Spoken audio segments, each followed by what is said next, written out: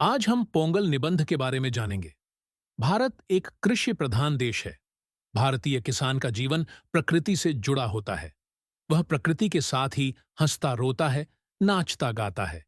बुवाई, सिंचाई, निराई जैसे सभी खेती बाड़ी के काम वह मौसम के अनुसार करता है। जब चारों तरफ हरियाली छा जाती है, वृक्ष लताएं फलों से लद जाती हैं, तब मानव भी गुनगुनाने लगता है। जब खेत खलिहान अनाज से भर जाते हैं, तो किसान का मन नाच उठता है और वह उत्सव मनाने को मचल उठता है।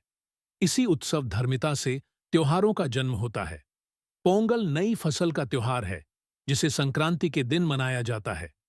यह तमिलनाडु का प्रमुख त्योहार है और जनवरी महीने में मनाया जाता है। इस समय खेतों से सुनहरे रंग का धान कटकर किसान के घर आता है। गन्ने की फसल तैयार होती है और बगीचों में हल्दी के पौधे लहलहा उठते हैं। इन्हें देखकर किसान का मन खुशी से झूम उठता है। संक्रांति के दिन किसान अपने खेत की नई फसल से बने मीठे भात को सूर्य देवता को अर्पित करते हैं। इसी मीठे भात को पोंगल कहा जाता है। यही कारण है कि इस त्योहार का नाम भी पोंगल पड़ गया।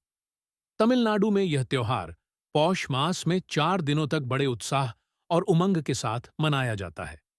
पोंगल के पहले दिन को भोगी कहा जाता है। इस दिन घर की सफाई की जाती है, जिससे पर्यावरण स्वच्छ हो सके। शाम के समय बच्चे ढोल और बाजे बजाकर खुशी मनाते हैं। पोंगल का मुख्य दिन, दूसरे दिन को पोंगल कहते हैं। इस दिन घर आंगन को रंगोली से सजाया जाता है। लोग नहा धोकर नए कपड़े पहनते हैं। आंगन में अंगीठी जलाकर नए बर्तन में पोंगल पकाया जाता है। इसमें हल्दी का पौधा बांधकर गन्ने के रस और नए चावल से पोंगल बनाया जाता है। जब पोंगल उबलकर बर्तन से बाहर गिरता है, तो लोग खुशी से चिल्लाते हैं, पोंगलो पोंगल। यह इस बात का प्रतीक है कि सूर्य और अग्नि ने उनका भोग स्वीकार कर लिया है। तीसरे दिन को माट्टू पोंगल कहा जाता है। तमिल भाषा में माड़ू का अर्थ गाय बैल होता है। इस दिन गायों और बैलों को अच्छे से नहलाया जाता है, उनके सींगों को रंगा जाता है और उनके गले में फूलों की माला पहनाई जाती है। उन्हें गुड़ और विशेष पकवान खिलाए जाते हैं। शाम को बैल दौड़ का आयोजन होता है, जिसमें ग्रामीण उत्साह से भाग लेते हैं। चौथे दिन को कानुम पोंगल कहा जाता है। इस दिन पूरा परिवार अपने घर से बाहर पिकनिक पर जाता है या मेलों का आनंद लेता है। इस तरह 4 दिनों तक लोग अपनी दिनचर्या से छुट्टी लेकर इस त्योहार का आनंद उठाते हैं। पोंगल त्योहार का संबंध कृषि से है और इसे पूरे भारत में अलग-अलग नामों और परंपराओं के साथ मनाया जाता है। गुजरात और राजस्थान इसे उत्तरायण के रूप में मनाते हैं।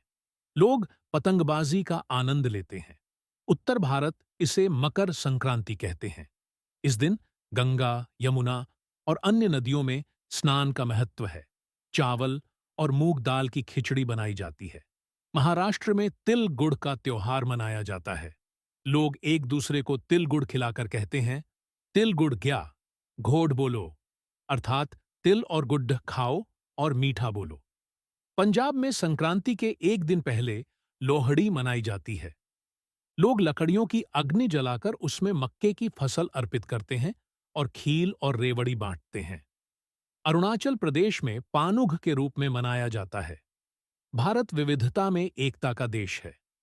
पोंगल जैसे त्योहार न केवल हमारी कृषि संस्कृति को दर्शाते हैं, बल्कि देश के विभिन्न हिस्सों में इसे मनाने की अलग-अलग परंपराएं भी भारत की सांस्कृतिक एकता को मजबूती देती है। यह त्योहार हमें प्रकृति के साथ सामंजस्यपूर्ण जीवन जीने की प्रेरणा देता है। पोंगल पर यह निबंध कैसा लगा, मुझे जरूर कमेंट करें।